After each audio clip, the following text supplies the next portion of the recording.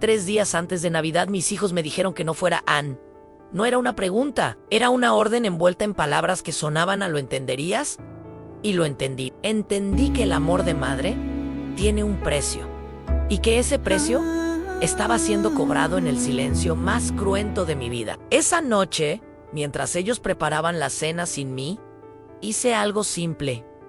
Colgué el teléfono, apagué las luces y dejé sus regalos sobre la mesa, junto con una nota que nunca imaginé escribir. Cuando el reloj marcó las 12 de la noche, lo que sucedió en esa casa fue tan devastador que todos entendieron, en ese instante exacto, qué significa realmente perder a alguien. No solo físicamente, sino del alma. Fue la Navidad más silenciosa que hemos conocido y también la más honesta de nuestras vidas. Pero antes de que sigas, hay algo que necesitas saber sobre lo que vino después. Si esta historia te tocó, no te vayas. Inscríbete en el canal, activa las notificaciones y cuéntame en los comentarios si tú también has experimentado el dolor del silencio familiar. Este video necesita ser escuchado. Déjame que te cuente la verdad completa, sin filtros ni justificaciones. La verdad de esa Navidad que cambió todo. La verdad de cómo el silencio puede ser más ruidoso que 1000 gritos. Mi nombre es María José, aunque eso no importa mucho ahora. Tengo 58 años. Llevo 35 años siendo madre y en esos 35 años he aprendido que el corazón de una madre no tiene defensa conocida contra el dolor que infligen sus propios hijos. Empecemos desde el principio, desde hace 42 años, cuando todo era diferente. Yo tenía 16 años cuando conocí a Roberto en una plaza del barrio. Él trabajaba en una ferretería, tenía 23 años y sonreía de una forma que hacía que los días grises se volvieran de color. Fue un amor absurdo, desesperado, el tipo de amor que tus padres te dicen que va a terminar mal en. Y así fue, pero primero fue perfecto. Nos casamos a los 19 años, yo embarazada, él asustado pero dispuesto. Tuvimos a Carlos, nuestro hijo mayor, cuando yo apenas era una niña con un bebé en los brazos. Luego llegó Daniela, 5 años después, y finalmente Javier, el pequeño, el que todos dijeron que era el milagro. Porque después de Javier, Roberto tuvo un infarto silencioso que lo dejó con apenas el 40% de la capacidad de su corazón. El médico dijo que fue un milagro que sobreviviera. Yo dije que fue una maldición, porque después de eso, mi esposo se convirtió en un fantasma en casa y no.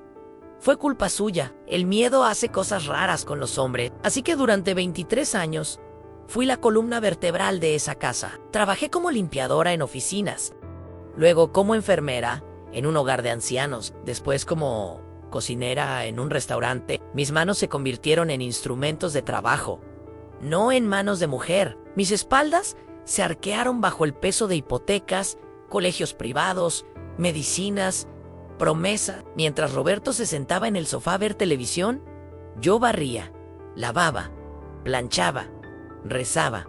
Rezaba mucho, pero lo hacía con amor. Esa es la verdad que duele. Lo hacía porque creía que el sacrificio es el lenguaje universal del amor. Creía que si trabajaba lo suficiente, si me ofrecía lo suficiente, mis hijos entenderían que el amor es estar ahí, siempre, sin condiciones, aunque ingenua fui. Carlos fue el primero en escapar. Se fue de casa a los 18 años para estudiar administración de empresas en la capital. Yo lloré, pero limpié su habitación pensando que era lo que hacen las madres en preparar el nido para que los pájaros vuelen. Pero los pájaros nunca regresan al nido, o al menos, no del mismo modo. Se casó con Valeria a los 24 años. Ella era la hija de un empresario importante. Yo lo supe cuando Carlos nos invitó a la boda. Con 3 semanas de anticipación, Roberto apenas pudo caminar en la ceremonia. Su corazón ya no era lo que era. Yo estuve 2 horas en la peluquería ese día, usando un vestido que me había comprado en un mercado de ofertas, sintiéndome fuera de lugar entre los trajes italianos y los diamantes de la familia de Valeria. Valeria sonrió cuando nos conoció. Fue una sonrisa de esas que aprendes a dar en escuelas privadas, educada, vacía, me besó en la mejilla y me llamó señora María, no mamán. Nunca mamá. Tuvieron 2 hijos en Santiago, que ahora tiene 13 años, y Lucía, que tiene 10. Brillantes niños, hermosos, pero criados bajo la idea de que su abuela era alguien que vivía en otro mundo, el mundo de los pobres, el mundo de las personas que limpiaban casas. Daniela, mi hija mediana, fue diferente o eso pensé. Se convirtió en abogada, inteligente, independiente, feminista. Se enamoró de una mujer llamada Sofía hace 8 años. Fue un proceso largo en la familia.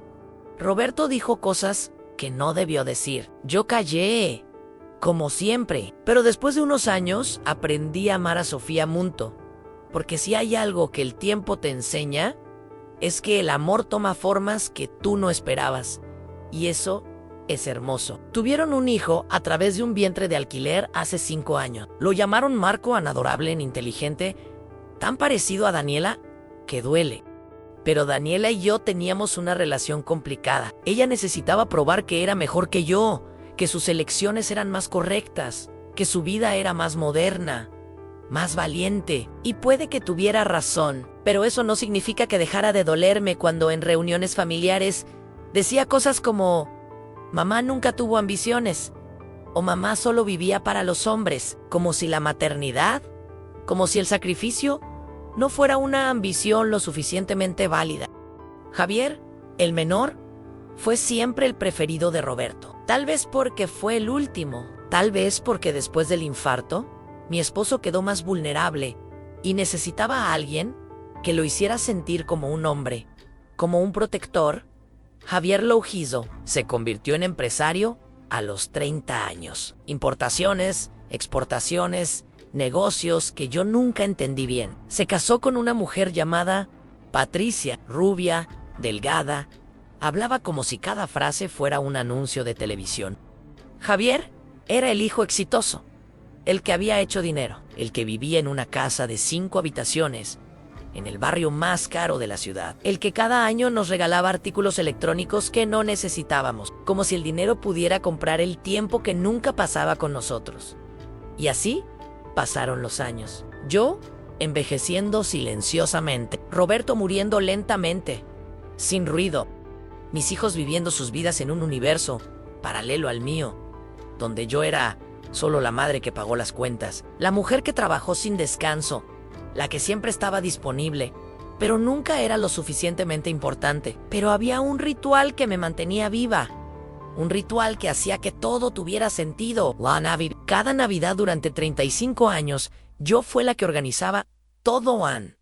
Yo decoraba la casa, yo compraba los regalos con dinero que no me sobraba. Yo cocinaba durante 3 días en el pavo, los tamales, los postres, la ensalada especial que solo yo sabía hacer, con la receta de mi abuela. Yo colgaba las guirnaldas, yo encendía las velas, yo hacía que la casa entera se transformara en un lugar de magia, de calidez, de esperanza. Era mi obra maestra anual. Los nietos llegaban con sus ojos brillantes, viendo los adornos como si fueran entradas a un sueño. Yo les hacía chocolate caliente, hacía galletas de jengibre. Ponía música navideña en la radio antigua que Roberto me regaló hace 30 años. Era el único momento del año en que me sentía que tenía propósito, en que mis manos, esas manos cansadas, ganaban un significado mayor. La última Navidad de Roberto fue particularmente especial. Fue hace 8 años. Él estaba muy débil. El médico dijo que era uno de sus últimos. Yo lo sabía en el alma, porque una madre siempre sabe. Así que esa Navidad hice todo con más cuidado, más amor, más desesperación. Hice que cada detalle fuera perfecto. Quería que mis hijos recordaran esa Navidad como el momento en que su padre fue amado, en que la familia fue unida, en que todo tuvo sentido. Roberto murió el 2 de enero, apenas 3 días después de Navidad. Pasó en el sofá, viendo la televisión. Simplemente dejó de respirar. Fue tranquilo, como todo en su vida fue tranquilo después del infarto. No fue dramático. Fue pequeño, íntimo, silencioso, como si su corazón hubiera estado esperando hasta después de la Navidad para poder irse. Como si sabía que yo necesitaba esa Navidad perfecta antes de quedarme sola. Mis hijos fueron gentiles durante el funeral. Fue el único momento en que sentí que realmente me veían, que realmente me amaban, que comprendían que yo había gastado mi vida entera en ellos y que ahora estaba completamente irrevocablemente sola. Pero la compasión de la pérdida es efímera, ¿verdad? Dura unas pocas semanas, un par de meses, si eres afortunado. Luego, la vida regresa a su estado natural. Y resulta que mi estado natural, después de 40 años de matrimonio, era la invisibilidad. Durante el primer año sin Roberto, mis hijos me visitaban. Carlos venía cada 2 semanas con Santiago y Lucía Daniela. Me llamaba para saber cómo estaba. Javier me enviaba dinero, como si el dinero fuera amor. Fue un año de dolor, pero de dolor acompañado. Un dolor que se compartía, pero luego, gradualmente, las cosas comenzaron a cambiar. Las visitas de Carlos se espaciaban, de cada 2 semanas a cada mes. Luego, a cada 2 meses. Luego, solo en Navidad y días especiales. Cuando vinían, Valeria se sentaba en el sofá con una expresión de fastidio apenas disimulado, como si nuestra pobreza fuera contagiosa. Una vez, le escuché decir a Carlos en la cocina: «No sé por qué insistes en traer a los niños aquí. ¿No ves cómo vive tu madre? No es un buen ejemplo para ellos, Ani Carlos. Mi hijo al que le cambié pañales, al que le enseñé a atarme los zapatos, al que sacrifiqué tanto». Carlos simplemente asintió. Daniela, mientras tanto, se volvió fría, tal vez porque estaba ocupada con su carrera, con su hijo, con Sofía, tal vez porque yo había cometido el delito de ser tradicional, de no haberla apoyado lo suficiente cuando se conoció con Sofía, de no haber dicho las palabras correctas en el momento correcto. Yo nunca supe exactamente cuál fue mi error, pero sentía que había uno, que siempre había uno. Con Javier, la relación se volvió más transaccional, en dinero, en regalos, en llamadas cortas donde me preguntaba: «¿Cómo está, mamá?», de una forma que decía claramente que no quería escuchar la respuesta real. Si yo le contaba que me estaba costando pagar la electricidad, que había subido mucho, su respuesta era transferirme dinero. Como si el dinero pudiera resolver la soledad, como si 500 o 1000 pesos mensuales fueran suficientes para llenar el vacío de una casa que alguna vez estuvo llena. ¿Y con los nietos? Bueno, los nietos crecieron. Santiago cumplió 10 años, 11, 12. Lucía cumplió 8, 9. Marco cumplió 3, 4, 5. Why you on Vegasy? Mis visitas a la capital se volvieron raras. Demasiado caro el viaje. Demasiado cansancio en los huesos. Demasiado orgullo también, si soy honesta. Porque cada vez que iba a ver a Carlos, sentía que estaba pidiendo limosna, que estaba siendo la madre pobre, que viene a buscar favor, a buscar dinero, a buscar atención. Y Valeria siempre encontraba una razón por la que no podía quedarme a dormir. Un evento, un viaje, algo que surgió último momento. Con Daniela, las visitas eran menos. Sofía y ella estaban ocupadas con sus carreras. Marco estaba en una escuela prestigiosa que los mantenía ocupados todo el tiempo. Cuando me invitaban, era a su apartamento moderno en el centro. Ella ofrecía vino que yo no sabía cómo beber. Conversaban sobre películas que no había visto, sobre libros que no había leído, sobre derechos y políticas de las que yo sabía poco. Me sentía como una criada en su casa, aunque trataban de hacerme sentir como una invitada. Javier, al menos, seguía invitándome a cenas. Pero esas cenas eran eventos. Había otras personas, clientes de negocios, amigos de Patricia. Yo estaba ahí solo porque era su madre. La obligación familiar que se cumplía. Una obligación que todos hubieran preferido que no existiera. 3 años pasaron así. 3 años de invisibilidad lenta. 3 años de aprender que el sacrificio no genera gratitud. Que la maternidad no garantiza el amor. Que el tiempo gasta todas las cosas, incluso los lazos que crees que son irrompibles. Yo envejecí en esos 3 años. Lo sentí en mis huesos, en mi piel, en la forma en que mi espejo comenzó a mostrarme a una mujer que no reconocía, una mujer cansada, derrotada, invisible. Fue en el año 35, desde que me convertí en madre, que todo explotó. Todo comenzó en octubre. Yo estaba trabajando como limpiadora en una oficina de contadores. Un trabajo que conseguí hace 8 años, después de que Roberto muriera. El jefe me pagaba mal, pero al menos me permitía llegar tarde en los inviernos, cuando mi artritis se hacía difícil. Era un trabajo humilde, pero era mío. Ese octubre, Mi jefe me llamó a su oficina. Recuerdo que mi corazón comenzó a latir rápido. Siempre que un jefe te llama a su oficina, es para malas noticias. Él tenía una expresión incómoda. María, dijo, tengo que decirte algo delicado. La empresa está pasando por dificultades financieras. Necesitamos reducir el personal. Lamentablemente, tendremos que prescindir de los servicios de limpieza externa. Trabajaremos solo con personal interno en me. Despidió con 2 semanas de aviso, como si 2 semanas pudieran prepararte para perder el único ingreso que te sostiene. Como si 2 semanas fueran suficientes. Yo tenía 57 años. En mi país, a esa edad, no hay muchas empresas que quieran contratarte. Tu cuerpo está cansado. Tu espíritu está agotado. Eres un riesgo de beneficios sociales y incapacidades. Y demandas. Llamé a Carlos Ann, fue directa, sin rodeos. Hijo, pierdo mi trabajo este mes. Necesito ayuda. ¿Puedes prestarme dinero mientras encuentro algo nuevo? Hubo una pausa. Luego Carlos dijo, mamá. Entiendo que es difícil, pero yo tengo mis propias obligaciones. Santiago entra a una escuela nueva el próximo año. Es más cara. Valeria está pensando en abrir un negocio. Ahora no es un buen momento para nosotros. Ann me colgó en la cara, porque tenía una llamada importante. La mí a Daniela. Ella fue más gentil, pero igualmente fría. Mamá, tu situación es realmente complicada, pero Sofía y yo tenemos inversiones ahora. Queremos ahorrar para comprar una casa más grande. No podemos estar prestando dinero todo el tiempo. Entiende, no había prestado dinero. Eso fue el primer puro acto de manipulación. Yo nunca había pedido dinero a mis hijos antes. Pero para Daniela, tener una madre era una deuda constante que ella se negaba a pagar. Javier, cuando lo llamé, parecía apurado.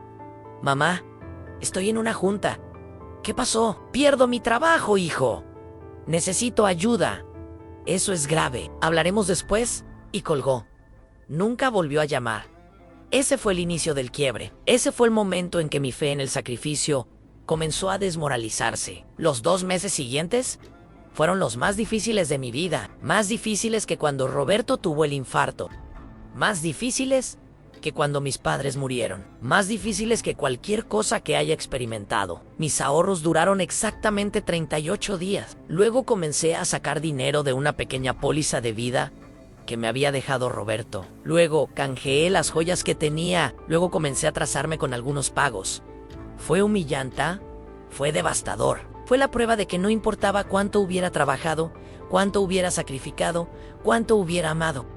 En el momento en que no tenía nada que dar, no tenía nada que importar. Entonces, en diciembre, comenzaron a llegar las invitaciones navideñas.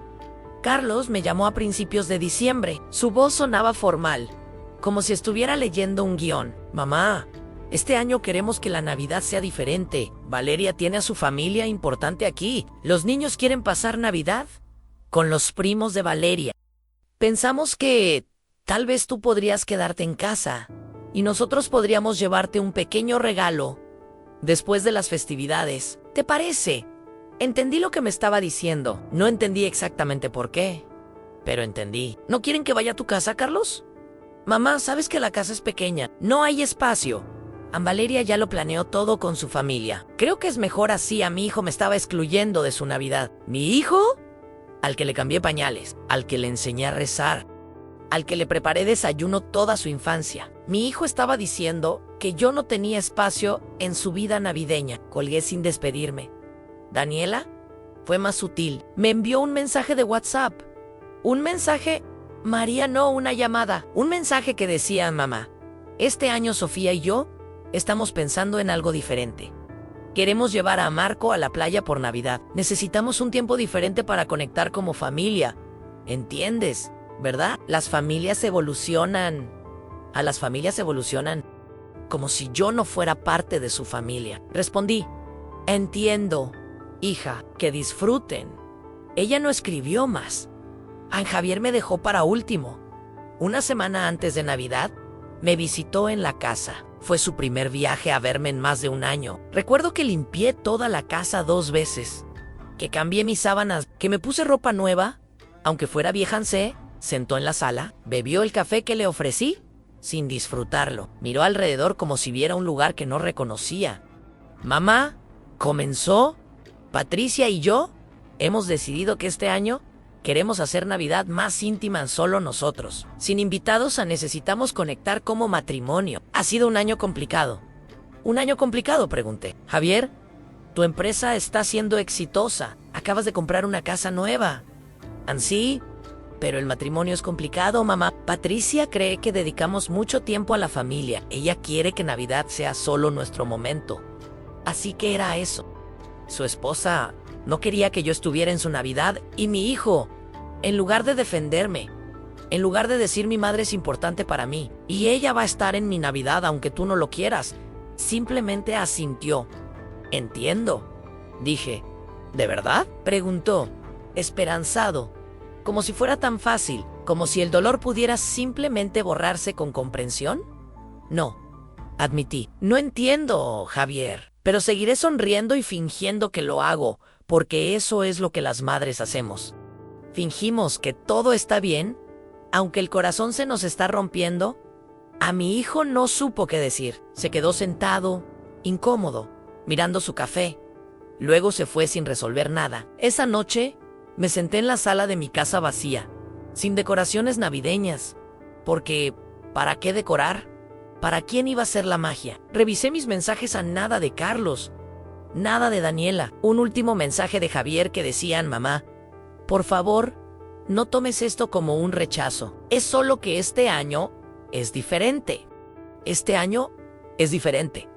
3 meses sin trabajo, 3 hijos que no querían verme en Navidad, 3 décadas de sacrificio que no había comprado nada de lealtad, a nada de amor, nada de un lugar en la vida de mis hijos.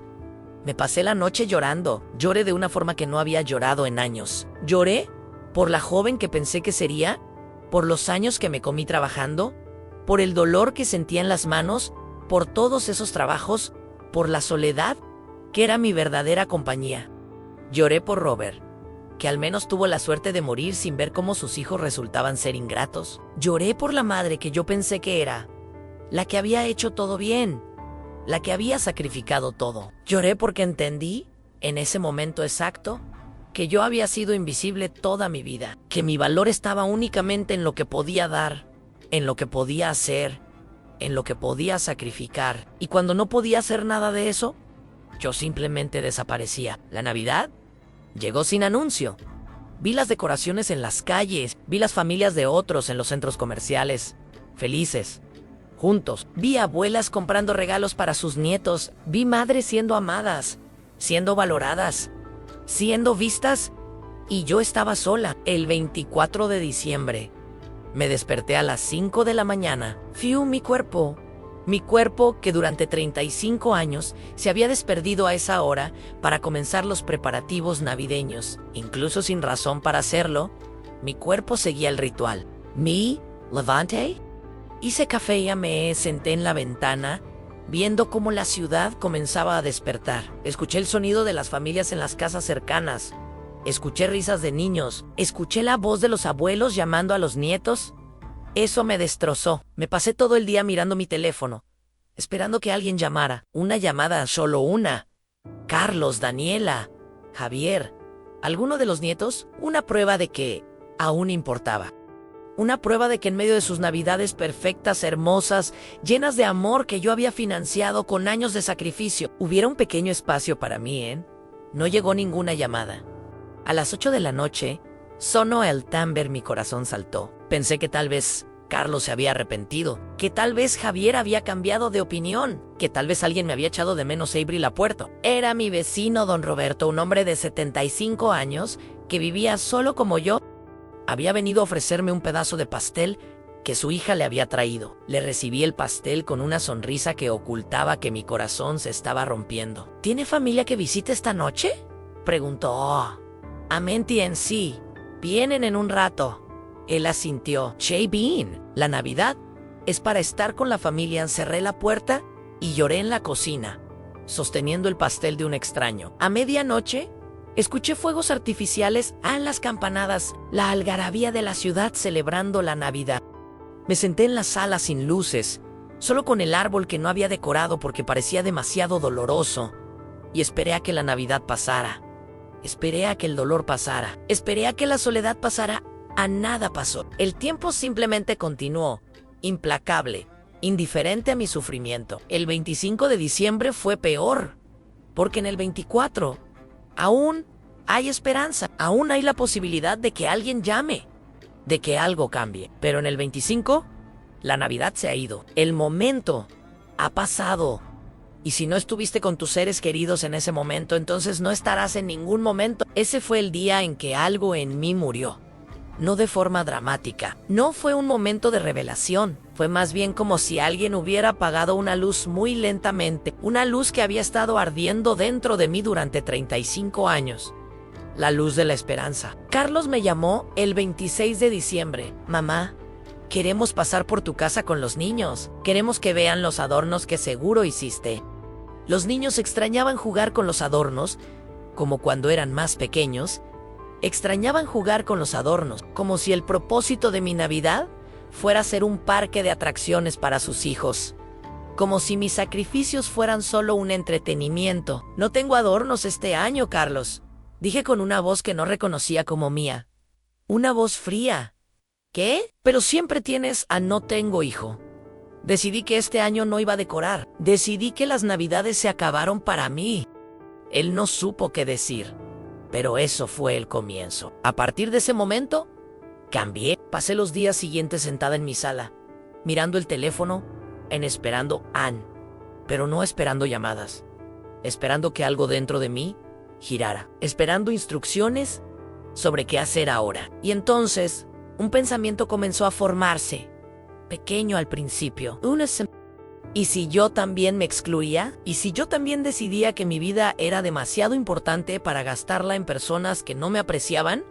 ¿Y si yo también dejaba de estar disponible? En mi país hay una tradición que muchas familias tienen. Los tíos y tías se encargan de ahorrar dinero durante el año para regalarles a sus sobrinos en Navidad. Es una costumbre, una manera de mostrar amor. Una manera de estar presente. Yo había estado haciendo eso durante 35 años. Para Santiago. Había estado ahorrando 15 pesos. Aquí a 20 pesos allá. Cada mes. Guardando en una lata que escondía en la cocina. Este año había ahorrado casi 600 pesos. Una cantidad ridícula en términos de dinero.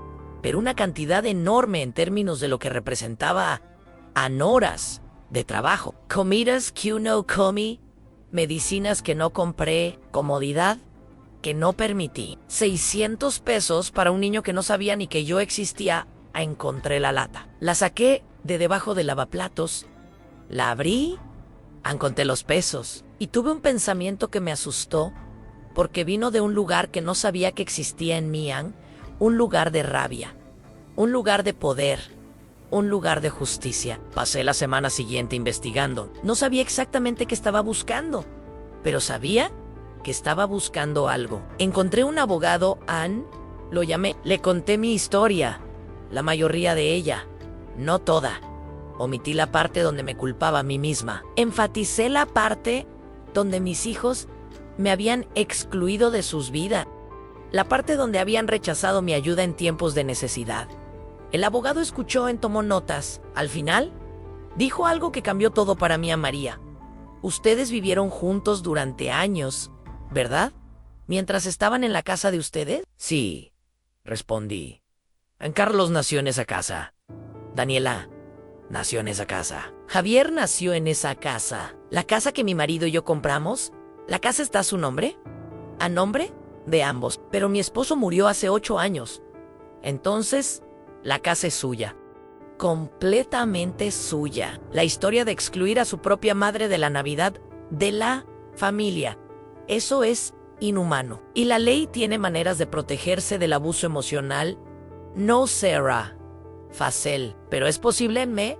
Fui de su oficina con un plan. No un plan de venganza, al menos no lo llamé así.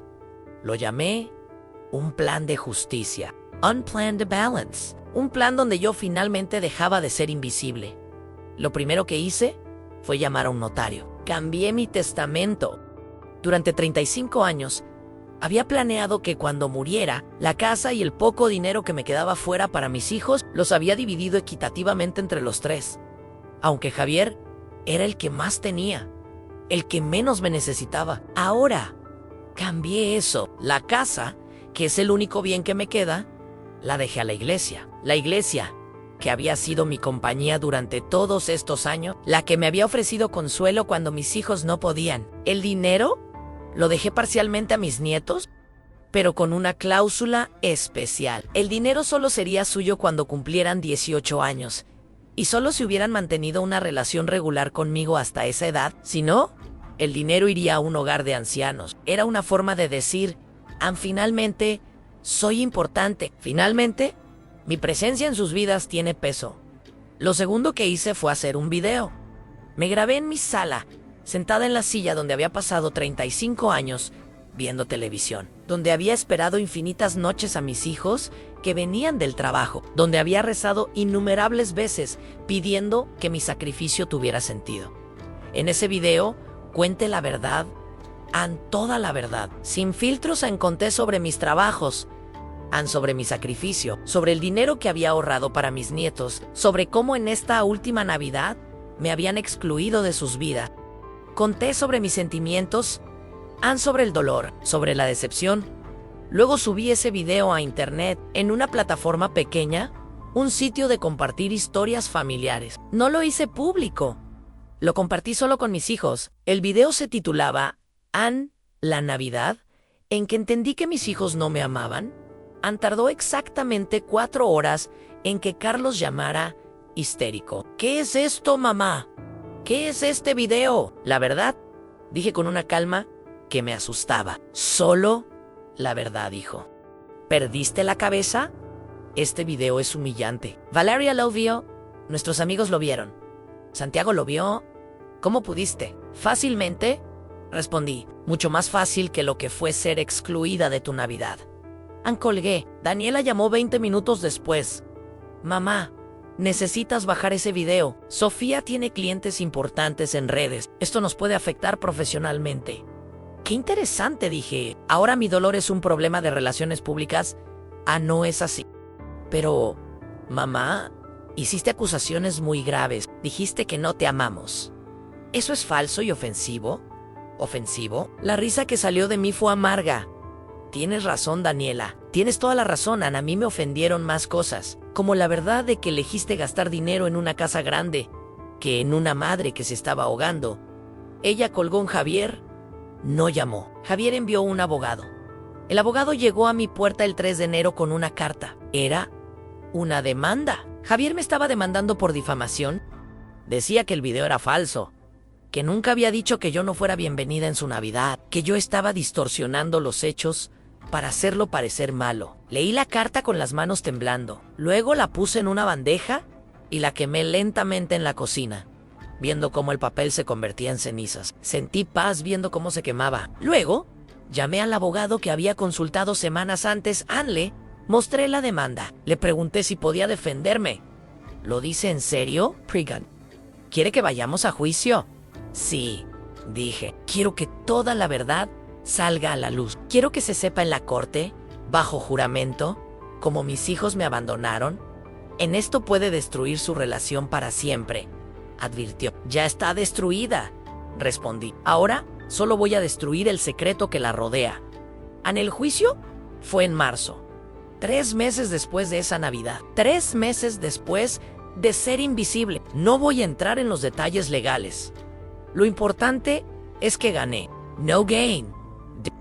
No gané una retractación pública, pero gané el reconocimiento legal de que yo había sido emocionalmente abandonada, de que mis hijos habían sido emocionalmente negligentes, de que la verdad era la verdad. La corte ordenó a Javier que retirara la demanda. Ordenó que en un documento legal quedara registro de que sus acusaciones contra mí eran infundadas. Pero lo más importante fue que durante el juicio todo salió a la luz. Salieron mis trabajos, mis sacrificios, el dinero que había gastado en la educación de mis hijos, las veces que había trabajado enferma, las veces que había decidido no comer para que hubiera dinero para ellos. Salieron también sus mentiras. Javier en el estrado, diciendo que su negocio estaba en problemas, que no podía ayudarme cuando yo tenía documentos que mostraban que había comprado un auto nuevo ese mismo mes, que me pidió que no le pidiera ayuda.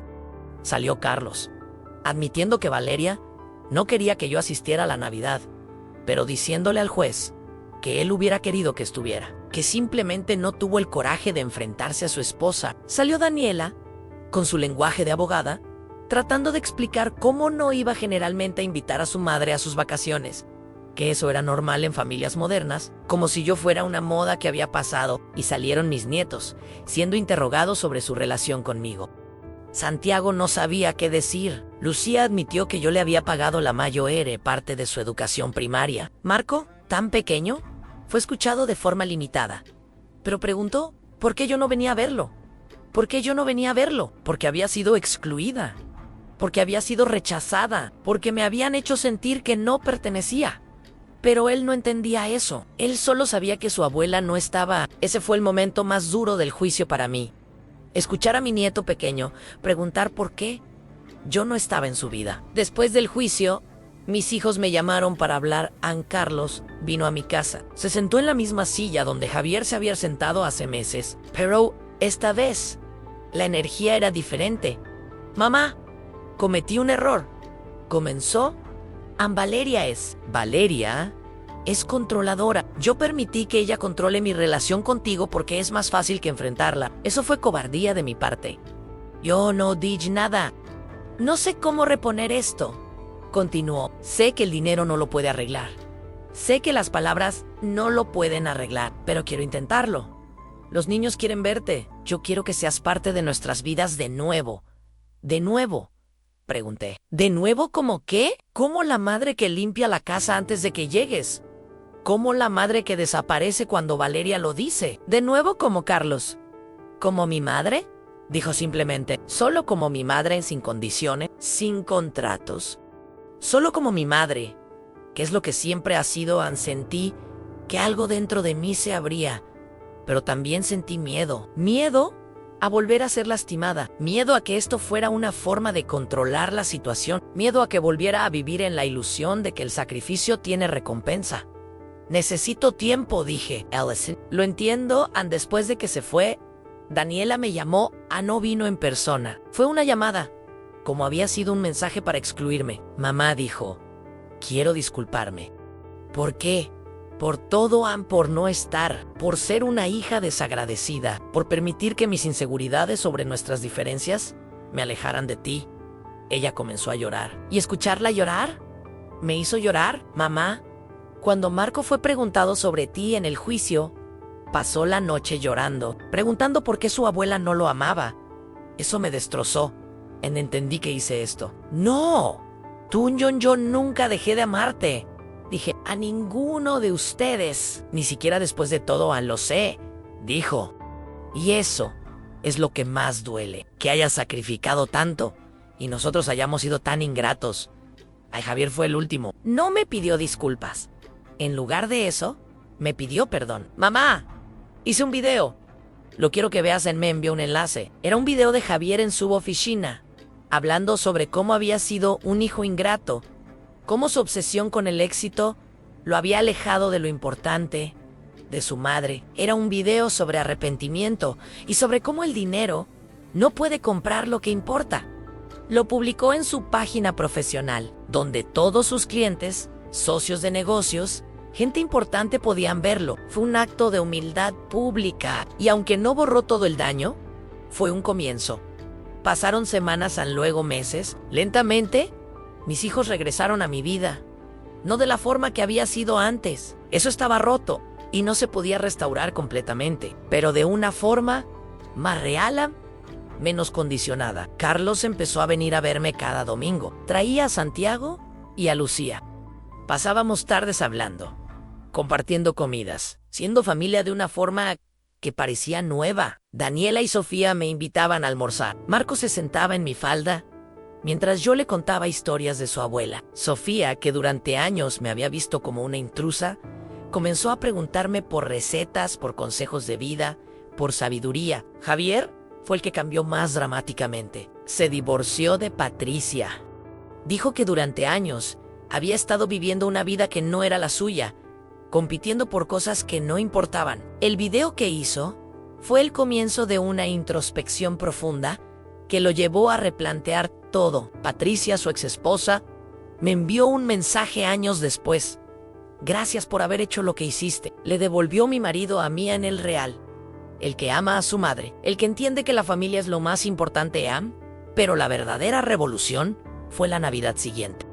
Fue la Navidad del año después del juicio. Carlos me llamó a principios de diciembre. Mamá, queremos organizar la Navidad este año.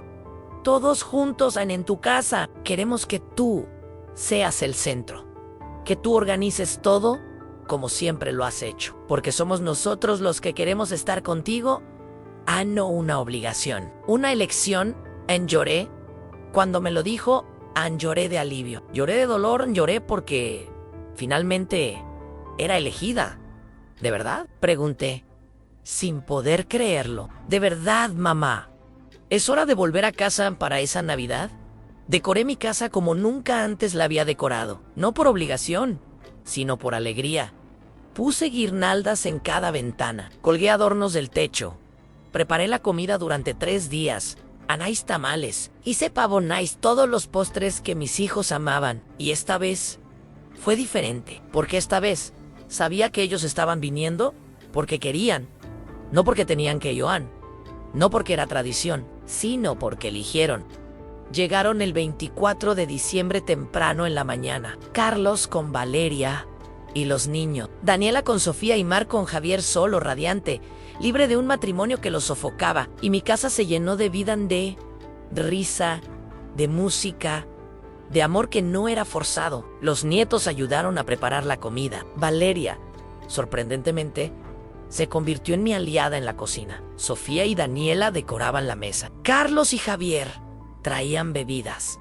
Todos trabajaban juntos, no como un deber, sino como un acto de comunidad. A medianoche, cuando las campanas sonaron, nos tomamos de las manos alrededor de la mesa. Nuestras manos, conectadas, calientes, presentes. Quiero decir algo. Comencé, durante muchos años, pensé que el amor se medía en sacrificio. Pensé que el martilleo, el sufrir, el olvidarse de mí misma, eran la prueba de que amaba. Estaba equivocada, mis hijos me escuchaban en silencio. El amor verdadero no es sufrir en silencio. El amor verdadero es ser visto, es ser elegido. Es ser importante, no porque das algo, sino porque existes. Ustedes me hicieron aprender esa lección de la forma más dura posible. Y aunque duele, estoy agradecida, mamá. Comenzó Carlos. Déjame terminar, dije. He tomado una decisión. Cambié nuevamente mi testamento. La casa ya no va a la iglesia. Va a ustedes. Los 3 a partes iguales.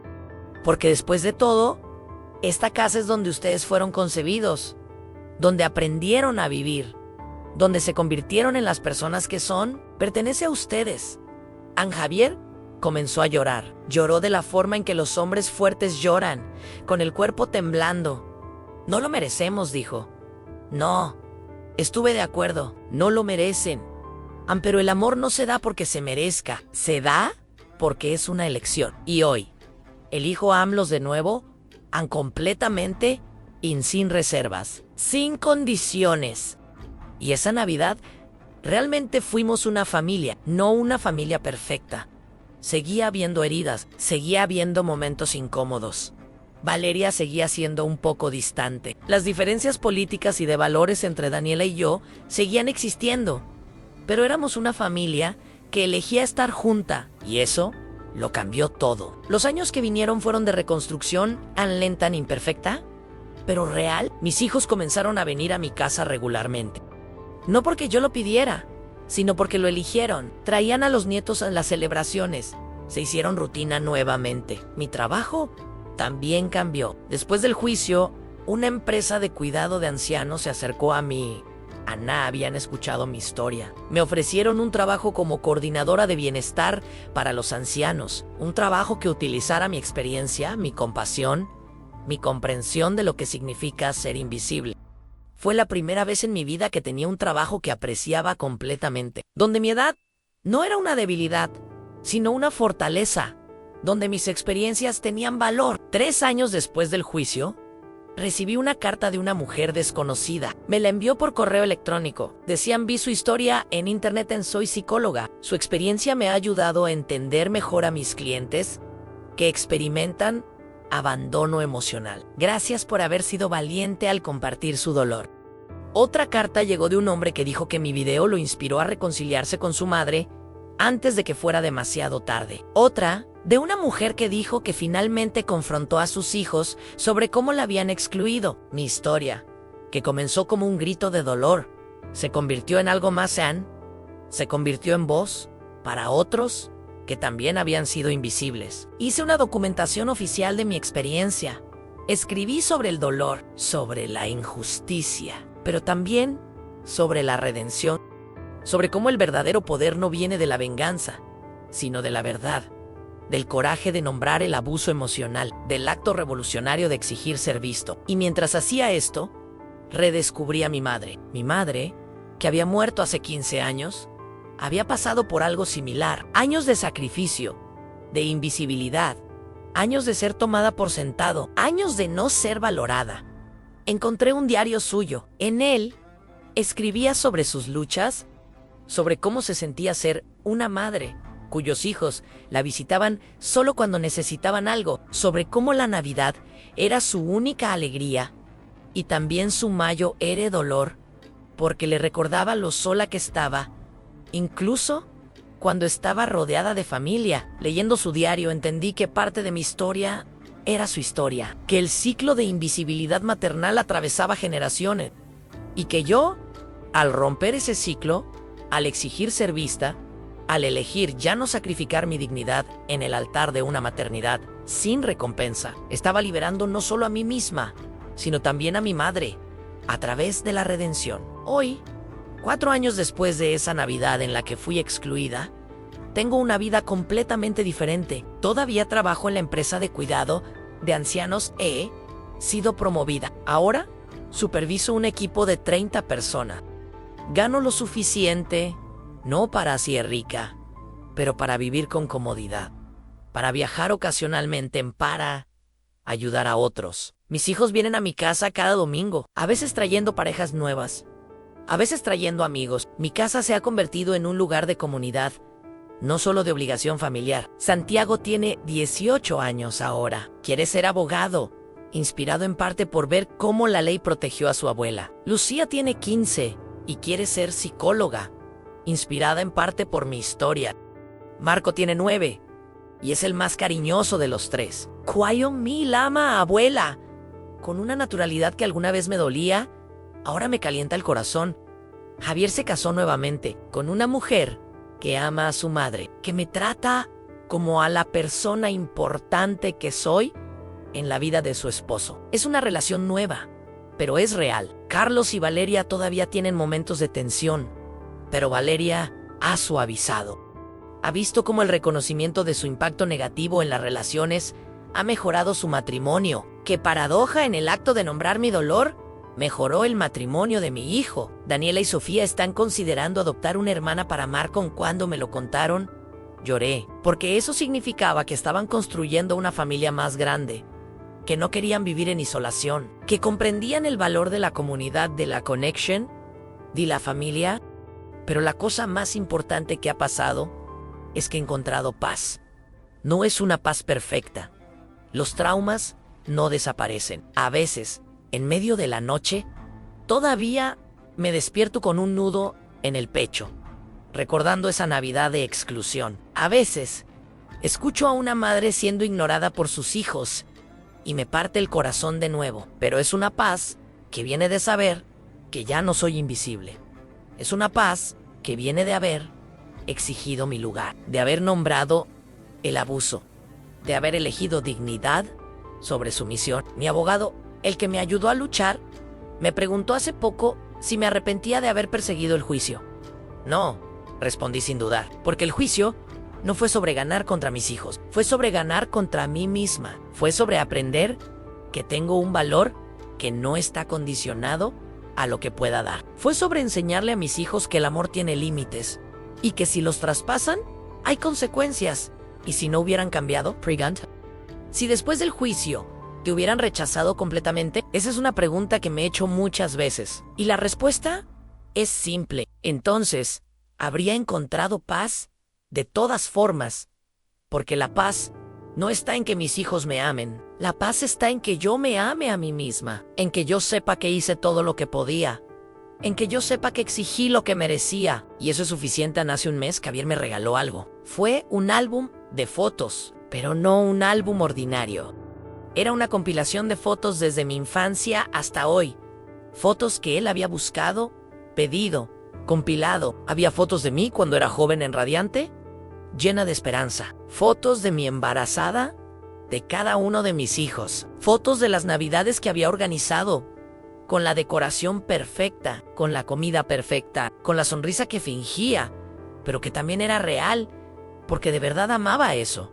Fotos de mí envejeciendo, pero no de una forma triste, de una forma que mostraba resistencia, que mostraba que había vivido, aunque había amado, que había sacrificado. Y al final del álbum, había una foto nueva, una foto de todos nosotros en la Navidad de la reconciliación. Todos juntos, todos sonriendo, todos visibles. Quería que supieras que siempre fuiste hermosa, dijo Javier cuando me lo regaló. Incluso cuando te hacíamos sentir invisible, incluso cuando no te veíamos. Fuiste, eres y serás hermosa, porque tú, mamá, eres la que nos dio todo. Lloré como no había llorado en años. Hace una semana me visitó una periodista. Quería hacer una nota sobre mi historia, sobre cómo una madre se atrevió a desafiar a sus hijos, sobre cómo el silencio fue roto. Pasamos 2 horas hablando, y mientras hablábamos, me di cuenta de algo. No estaba hablando de una víctima, estaba hablando de una sobreviviente, de una mujer que atravesó el valle más oscuro de su vida y salió al otro lado, no solo intacta, sino transformada. La periodista me preguntó, ¿cuál es el mensaje que quiere que las madres sepan? Pensé en las madres de mi país, las madres que trabajan sin descanso, las madres que sacrifican, las madres que esperan en la oscuridad, las madres que son invisibles. Quiero que sepan, dije, que su amor es válido, que su sacrificio es importante, pero que no es infinito, en que tiene límites, y que si esos límites no son respetados, está bien protestarlos, está bien gritar, está bien exigir ser vistas. ¿Perdona a sus hijos?, preguntó. Perdoné hace mucho tiempo, respondí. Pero perdono no significa olvidar. Perdono significa soltar el resentimiento sin dejar de honrar el dolor que me causaron. Es posible amar a alguien y también reconocer que te lastimó la periodista, que durante toda la entrevista había sido profesional, lloró en ese momento. Mi madre también fue invisible, susurró. Y en ese momento entendí completamente el propósito de mi dolor, que nunca estuve sola, que millones de madres en este país y en otros habían experimentado exactamente lo que yo experimenté. Q.Al Habler no solo estaba sanándome, estaba dándole voz a todas ellas. En esta mañana, Hey Stress Dias, recibí una sorpresa. Toqué el timbre. Era un paquete en dentro. Había un regalo de Carlo. Cuando lo abrí, me encontré con la versión encuadernada de mi historia. Había contratado a un autor profesional para escribir mi vida. La había publicado. Y ahora la tenía en mis manos, en forma de libro. En la portada estaba mi foto. Una foto de hace un mes, yo sonriendo, una sonrisa real, honesta, llena de vida. Debajo de la foto, el título invisible, a la historia de María José, no supe si reír o llorar. Así que hice ambas cosas. Querida mamá, escribió Carlos en la dedicatoria, este libro es para que el mundo sepa tu verdad, para que sepan quién eres, para que nunca seas invisible de nuevo. Lea el primer capítulo esa noche. Mientras leía, fue como si viera mi vida desde afuera, como si fuera la historia de otra mujer. Y solo entonces pude realmente apreciar lo que había sobrevivido a los sacrificios, las luchas, el coraje, a la transformación. Hoy, a los 62 años, soy una mujer diferente a la que era hace 4 años. Soy una mujer que sabe su valor. Soy una mujer que exige ser vista. Soy una mujer que eligió amor, pero no a costa de su dignidad. Y para todas las madres que están leyendo esto, que están sintiendo que son invisibles, que están esperando que alguien las vea, su dolor es válido. Su sacrificio no es insignificante y su vida tiene valor más allá de lo que pueden dar. No pierdan más años siendo invisibles. No esperen hasta que sea demasiado tarde. Hablen, griten, exijan ser vistas, porque merecen serlo. Y cuando finalmente lo hagan, descubrirán, como yo descubrí, que la verdadera redención no viene de ser amadas de manera perfecta. Viene de saberse a sí mismas. La verdadera conclusión de esta historia no sucedió en una sala de audiencias. No sucedió cuando mis hijos se disculparon. No sucedió cuando cambié mi testamento. La verdadera conclusión sucedió en un lugar que no esperaba. En un momento que no planeé. En una forma que me recordó que a veces la redención viene cuando dejas de buscarla. Fue hace 2 semanas. Estaba en el trabajo, en la empresa de cuidado de ancianos. Trabajaba con una residente nueva llamada Doña Carmen. Tenía 86 años, tan frágil, en silenciosa. Raramente hablaba. Pasaba la mayoría del tiempo mirando por la ventana, como si esperara a alguien que nunca llegaba. Un día, mientras le llevaba su medicamento de la tarde, me miró a los ojos y preguntó: ¿Tú también? ¿Yo también qué? Pregunté. ¿También fuiste olvidada por tus hijos? Mi corazón se detuvo. Me senté en la silla junto a su cama y Doña Carmen me contó su historia. Había tenido 4 hijos, se había sacrificado por todos ellos, los había criado sola después de que su esposo muriera joven. Había trabajado sin descanso, había dado todo lo que tenía. Y luego, uno a uno, la habían dejado en un hogar. Dije que lo entendía, narró Doña Carmen. Dije que entendía que todos estaban ocupados, que sus vidas eran complicadas, que yo era una carga, que era mejor que estuviera aquí, donde había profesionales cuidándome. Se detuvo, mirando por la ventana. Pero ¿saben qué, mija? Yo también dejé de hablar, yo también dejé de luchar, porque creí que eso era lo que debía hacer, que los sacrificios de una madre debían ser infinitos, que incluso siendo olvidada, debía sonreír. Lloré, escuchando su historia, porque era mi historia. Era la historia de tantas mujeres. ¿Qué pasó? Pregunté. Nada. Dijo simplemente, nada pasó. Y eso fue el problema. Nada pasó nunca. Me quedé aquí, esperando, y ahora tengo 86 años. Y mis hijos tienen sus vidas. Y yo tengo una habitación con una ventana. En esa noche no pude dormir. Pensé en Doña Carmen. Pensé en todas las Doña Carmenes en los hogares del país. Pensé en lo diferente que hubiera sido su vida si hubiera hecho lo que yo hice. Si hubiera exigido ser vista. Al día siguiente, le pregunté a Doña Carmen si podía ayudarla a conectar con sus hijos. Ella dijo que no, Ann, que era demasiado tarde, que el resentimiento era demasiado profundo, Ann. Pero yo no acepté eso. Contacté a los hijos de Doña Carmen. Encontré a 3 de los 4. Les conté la historia de su madre. Les mostré una foto de ella, sentada en la ventana, mirando vacío, y algo milagroso pasó. Todos ellos vinieron en una semana, los 3, con sus familias. Llenaron la habitación de Doña Carmen con vida, con lágrimas, con perdón. Doña Carmen lloró de una forma que pensé que su cuerpo frágil no podía soportar. Pensé que nunca los volvería a ver, dijo, abrazando a su hijo Mayo R. Pensé que ese era el precio de haber sido una buena madre. ¿El olvido, mamá?, dijo su hijo. Perdimos tanto tiempo, pero no vamos a perder más. Vamos a venir cada semana.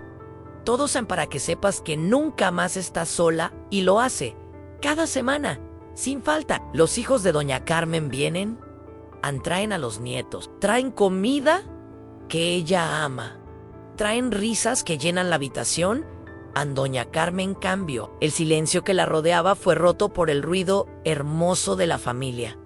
Su mirada de vacío fue reemplazada por anticipación. Ahora, cuando voy a su habitación, está peinada, está maquillada, está viva. Watching esto me enseñó algo profundo. Me enseñó que nunca es demasiado tarde, que incluso cuando el daño parece irreparable, puede haber redención, que el acto de exigir ser visto puede liberar no solo a ti, sino también a aquellos que te rodeaban. Y me enseñó algo más importante. Me enseñó que mi dolor no fue en vano, que mi historia no era solo sobre mí, aunque cada vez que cuento mi verdad, estoy dándole permiso a otras doña Carmenes para hablar, que estoy sembrando semillas de cambio. Empecé a facilitar grupos de apoyo en el hogar. Grupos donde madres ancianas, abuelas, mujeres que habían sido invisibles, podían venir y compartir sus historias, sin juzgamiento, sin filtros. El primer grupo tuvo 5 mujeres. La segunda reunión tuvo 10. Ahora hay 30. Y en esos grupos escucho ecos de mi propia historia una y otra vez. Mujeres que trabajaron sin descanso. Mujeres que sacrificaron sus sueños. Mujeres que fueron olvidadas. Mujeres que están aprendiendo, finalmente, a exigir ser vistas. Hace un mes, una de esas mujeres, doña Rosa, me envió un mensaje. Decía que había confrontado a su hija, que le había dicho toda la verdad sobre cómo se sentía siendo excluida, que su hija había llorado, que ahora vienen a visitarla cada fin de semana. Gracias, escribió doña Rosa, gracias, porque tu coraje me dio coraje. Y leyendo ese mensaje, comprendí finalmente el sentido completo de mi sufrimiento. No fue para que yo ganara un juicio, no fue para que mis hijos se disculparan, no fue para que recuperara la casa o el dinero, fue para que pudiera ayudar a otras mujeres a recuperar sus voces. Fue para que pudiera romper el ciclo de invisibilidad que atravesaba generaciones. Fue para que pudiera ser una luz en la oscuridad de otras mujeres que estaban donde yo había estado. Hace una semana, recibí una llamada de una productora de televisión. Querían hacer un documental sobre mi historia. Querían contar la verdad completa. Querían que fuera transmitido a nivel nacional. Dudé porque aún hay parte de mí que quiere privacidad, que quiere que esto sea solo mío, que no quiere ser la madre que demandó a sus hijos en los titulares de los periódicos. Pero luego recordé a doña Carmen, recordé a doña Rosa, recordé a todas las mujeres en mis grupos de apoyo que dijeron que mi historia les salvó la vida, que les dio permiso para exigir cambio. Así que dije que sí. El documental se transmitirá el próximo mes. Se llamará Invisible a la verdad de una madre. Y cuando salga, sé que habrá familias que lo verán y se verán a sí mismas. Que habrá madres que llorarán. Que habrá hijos que comprenderán finalmente el peso de la invisibilidad de sus madres. Y tal vez, solo tal vez, habrá un cambio. Una pequeña revolución en los hogares donde las madres han sido tomadas por sentado. Un movimiento hacia la visibilidad, hacia la valoración, hacia el verdadero amor. Pero la conclusión verdadera de esta historia, la que importa realmente, es personal. Es sobre una mujer llamada María José, que aprendió que el silencio es muerte, que aprendió que la dignidad no es lujo, es necesidad, que aprendió que exigir ser vista no es egoísmo, es supervivencia, que aprendió que el sacrificio sin reconocimiento es simplemente traición, y que aprendió finalmente después de 62 años que su vida importa, no porque sus hijos la vean, no porque la sociedad la reconozca, no porque hay un documental sobre ella. Su vida importa porque existe, porque ha vivido, porque ha amado, porque ha sobrevivido, y eso es suficiente. Hey Stress Dias. Mis nietos me dijeron que querían hacer algo especial para mí, a no esperar a mi cumpleaños, no esperar a Navidad. Querían hacer algo ahora. Así que organizaron una cena donde cada uno de mis hijos y nietos escribió una carta para mí, una carta contando lo que yo significaba para ellos, lo que mi sacrificio había significado, lo que mi exigencia de ser vista les había enseñado. Carlos escribió sobre cómo mi coraje lo inspiró a dejar un trabajo que lo sofocaba, sobre cómo aprendió de mí que la dignidad es más importante que la comodidad. Daniel escribió sobre cómo mi historia le enseñó a valorar a su madre, incluso cuando sus puntos de vista eran diferentes. Sobre cómo aprendió que el perdón no significa desaparecer, significa sanar. Javier escribió sobre cómo mi enfrentamiento lo salvó de una vida de mentira, sobre cómo mi exigencia de ser honesta lo permitió ser honesto consigo mismo. Santiago escribió a abuela: cuando sea abogado, quiero ayudar a mujeres como tú, a mujeres que fueron invisibles. Quiero que sepas que tu batalla es la mía. Ahora Lucía escribió: Ana, abuela, quiero ser psicóloga para ayudar a familias a no cometer los errores que cometimos, para que nadie más sea invisible. Marco, mi pequeño Marco, escribió con ayuda de su madre en abuela. Eres mi persona favorita en el mundo. Nunca quisiera que fueras invisible. Siempre quiero saber que estás ahí. Cuando leí esas cartas, lloré de una forma que me asustó. Pero no fueron lágrimas de dolor, fueron lágrimas de liberación. Porque mis sacrificios no fueron en vano. Porque mi dolor se transformó en lecciones. Porque mi visibilidad está cambiando las vidas de los siguientes. Porque el ciclo de invisibilidad se está rompiendo. Y eso es el verdadero milagro. No fue un milagro en la forma en que esperaba. No fue mis hijos llegando a mi puerta con rosas y disculpas. No fue un giro del destino que hiciera que todo fuera perfecto. El milagro fue más simple. Fue el milagro de la verdad, de haber nombrado el dolor, de haber exigido cambio, de haber insistido en que merecía ser vista. Y cuando hiciste eso, todo cambió. Ahora, cuando me despierto en la mañana, no lo hago con miedo, lo hago con gratitud. Gratitud porque tengo una casa llena de amor, porque mis hijos me llaman todos los días, porque mis nietos quieren tiempo conmigo, porque tengo un trabajo que me importa, porque tengo un propósito. Gratitud porque sobreviví. Gratitud porque no me rendí. Gratitud porque exigí ser vista. Y ahora, mientras cierro este capítulo de mi vida, quiero dirigirme a ti. Quien quiera que seas, si eres una madre que se siente invisible, esto es para ti. Si eres una mujer que ha sacrificado más de lo que debería, esto es para ti. Si eres alguien que ha sido excluido por la gente que amas, esto es para ti. Si eres alguien que está esperando en la oscuridad, esperando que alguien te vea, esto es para ti. Tu dolor es real en tu sacrificio. Importa en tu vida, tiene valor. No permitas que te convenza de lo contrario. No permitas que la sociedad te diga que el sacrificio es tu deber, tu propósito, tu destino. Tienes derecho a ser vista. Tienes derecho a ser valorada. Tienes derecho a ser amada. Y si las personas que te aman no pueden verte, entonces tienes derecho a exigirlo, a nombrar el dolor, a confrontar la verdad. No será fácil. Habrá conflictos. Habrá heridas que se abrirán. Habrá momentos donde querrás rendirte y simplemente aceptar tu invisibilidad. Pero te suplico que no lo hagas. Te suplico que luches. Porque del otro lado de esa lucha hay libertad. Hey Digna, hey Morreal. No condicionado a lo que puedas dar, sino a quién eres. Y eso, créeme, vale la pena. La Navidad próxima será la quinta desde aquella donde fui excluida. Pero este año será diferente. Este año, mis hijos quieren hacer un viaje, todos juntos a la playa, para crear nuevas memorias, para celebrar que somos una familia que eligió estar junta. Mientras empaco mis cosas, mientras preparo mi pasaporte, mi corazón está en paz. No porque todo es perfecto, no lo es, pero porque sé que estoy donde pertenezco, en que soy vista, que soy amada. Que finalmente, después de 62 años, soy visible. Y eso es todo lo que una madre puede pedir. Quiero que entiendas algo fundamental. Esta no es una historia sobre venganza. No es una historia sobre ganar un juicio o demostrar que tenía razón. Esta es una historia sobre dignidad. Es una historia sobre una mujer que decidió que su vida importaba, que sus sentimientos importaban, que su presencia en el mundo era significativa. Es una historia sobre el poder revolucionario de nombrar la verdad, porque cuando nombras la verdad, cuando dices en voz alta lo que ha sido dicho en silencio durante años, sucede algo mágico. El secreto pierde poder, la vergüenza se disuelve y de repente no estás solo. De repente hay 1 millón de otras personas que reconocen su propia historia en la tuya. De repente tu dolor se convierte en un faro para otros que están en la oscuridad. Eso es lo que ha pasado conmigo.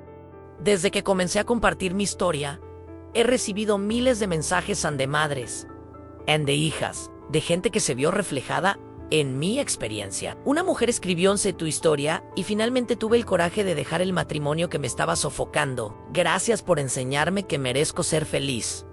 Otro escribió: fui el hijo ingrato. Vi tu documental Y finalmente comprendí el dolor que causé a mi madre. Ahora estamos reconstruyendo nuestra relación. Una tercera escribió un trabajo contigo en el hogar de ancianos. Tu historia me cambió la vida. Ahora trabajo con compasión, sabiendo que detrás de cada persona, Mayo Ere, hay un viaje de invisibilidad. Estos mensajes son mi verdadera recompensa, no el dinero del juicio, no la atención mediática, no el reconocimiento. Mi verdadera recompensa es saber que cuando hablé, desperté algo en otros, que cuando exigí ser vista, mostré que es posible exigir ser vista, que cuando nombré mi dolor, le di permiso a otros para nombrar el suyo. Ahora, un año después de esta historia comenzar, tengo una vida completamente diferente. Acabo de recibir una oferta de un editor importante para publicar mis memorias completas. Quieren que sea un libro que sea distribuido a nivel nacional. Un libro que pueda llegar a manos de madres en todo el país. Cuando me lo propusieron, lloré, porque eso significa que mi voz no es solo mía, que mi historia no es solo mi historia, que es un mensaje que necesita escucharse. He estado trabajando en el libro durante los últimos meses, y mientras escribo, cada palabra me trae de vuelta a ese lugar, a esa Navidad de exclusión, a ese dolor que pensé que me destruiría, pero sé que ese dolor tuvo propósito. Sé que fue un viaje que necesitaba hacer para llegar aquí, para poder estar aquí, para poder decirte esto. Si hay algo que quiero que entiendas, es esto. Ante tu invisibilidad, no es tu culpa. Pero tu silencio sobre esa invisibilidad, si lo es, rompe el silencio, hablan, grita, exige ser vista, porque el mundo necesita tu voz, tu historia, ante tu verdad. Y mereces un lugar en el mundo donde eres valorada, donde eres importante, en donde eres amada, no por lo que das, sino por quién eres. Si esta historia te ha tocado, si has reconocido tu propio viaje en el mío, compártelo con las mujeres en tu vida, con tu madre, con tu abuela, con tu amiga que se siente invisible, con tu hermana que está sacrificando mucho, porque cada historia compartida es una piedra más en el camino hacia un mundo donde las madres no son invisibles. Si sientes que has sido invisible, si sientes que has sacrificado mucho sin reconocimiento, no esperes más. Hablan, enfréntate, exige. Cambio, no será fácil. Pero al otro lado de esta dificultad, hay libertad. Si eres un hijo o una hija que hizo invisible a tu madre, ahora es el momento de verla, reconocer su sacrificio, pedir perdón si es necesario. No esperes hasta que sea demasiado tarde. Las madres no viven para siempre. Hace una semana recibí una carta de una mujer de 78 años que vio mi documental. Decían: querida María José, tengo 78 años y llevo 50 años siendo invisible. Vi tu historia y por primera vez en décadas volví a sentir esperanza. La semana pasada le dije a mis hijos exactamente lo que sentía. Les dije que necesitaba ser vista, que merecía serlo. Ellos lloraron y ahora, por primera vez en años, están aquí conmigo, viéndome. Gracias por enseñarme que nunca es demasiado tarde. Gracias por enseñarme que el coraje es posible. Cuando leí esa carta, cerré los ojos y recordé a la mujer que era hace 4 años, la que estaba sola en la Navidad, la que pensaba que nadie la veía, la que creía que el sacrificio era todo lo que tenía. Y casi no la reconozco, porque la mujer que soy ahora es diferente. Es fuerte, es visible, es Libra. Y lo más importante, es audaz. Es audaz porque decidió que su vida importaba. Es audaz porque exigió ser vista. Es audaz porque se atrevió a hablar la verdad. Y esa audacia, esa fuerza, es lo que transmito ahora a ti. Quiero que tomes ese coraje, que lo hagas tuyo, que lo uses para iluminar tu propio camino hacia la visibilidad. Porque el mundo necesita tu luz, el mundo necesita tu verdad, el mundo necesita tu voz, y tú mereces ser vista. Así que esto es mi regalo final para ti. No es reconocimiento externo, es permiso de exigir más, permiso de sentir tu dolor, permiso de gritar ampe, permiso de cambiar, Permiso de ser visible. Toma ese permiso, hazlo tuyo. Y ve y transforma tu mundo. Porque cuando una mujer elige ser visible, cuando una mujer elige honrarse a sí misma, el mundo entero cambia. Esto es lo que aprendí y esto es lo que deseo para ti. Que encuentres tu voz, que exijas ser vista. Y que, finalmente, libre del peso de la invisibilidad, puedas vivir la vida que mereces. Con amor, con honor y con la esperanza de que tu historia sea la próxima que inspire a alguien más a ser valiente. Soy María José y finalmente, soy visible. ¿Y tú?